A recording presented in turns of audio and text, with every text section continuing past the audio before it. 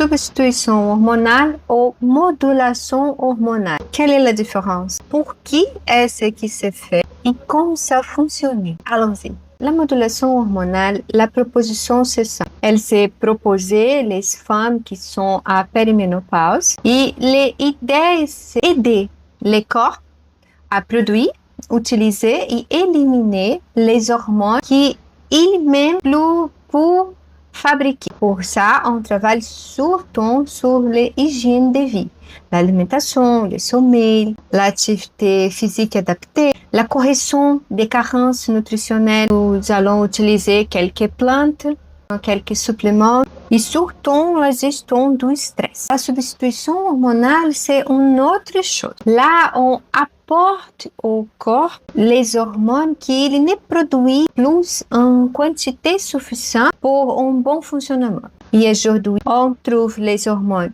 bioidentiques et les hormones synthétiques. Personnellement, je préfère les hormones bioidentiques, surtout quand ils sont adaptés et personnalisés pour chaque femme. Parce que très souvent, les doses standards ne correspondent pas vraiment à la nécessité et possibilité de cette femme. Ça peut être trop ou pas assez. D'ailleurs, je conseille les femmes à partir de 30 ans faire un bilan hormonal pour un et garder les résultats. Les jours où une substitution hormonale c'est nécessaire, elle peut donner à son médecin une information précieuse de fonctionnement de ton corps de façon naturelle. Et parfois, il suffit de très peu hormones pour retrouver un bon équilibre.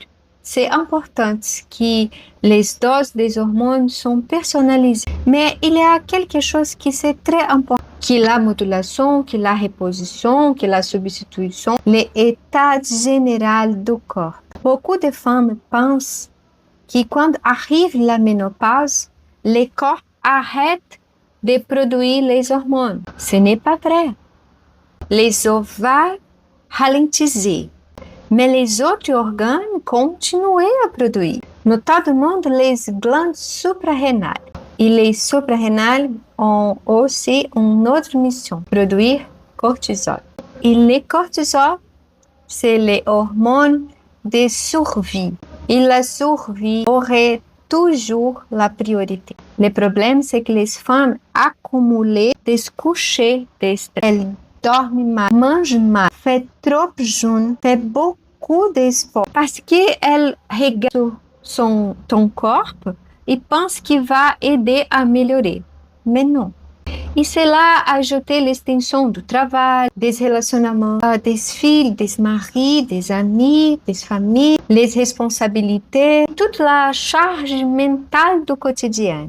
Et tout ça finit par accumuler beaucoup de cortisol.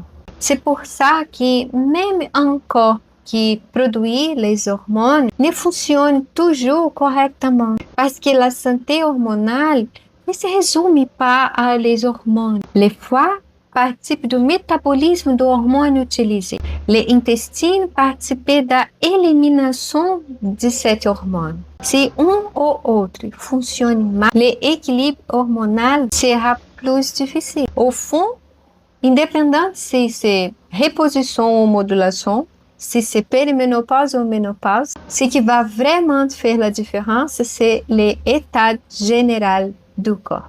Et si vous avez besoin d'aider pour prendre soin de votre corps mieux, c'est exactement mon travail. Vous trouverez toutes les informations sur mon site. Prenez soin de vous parce que vous les méritez.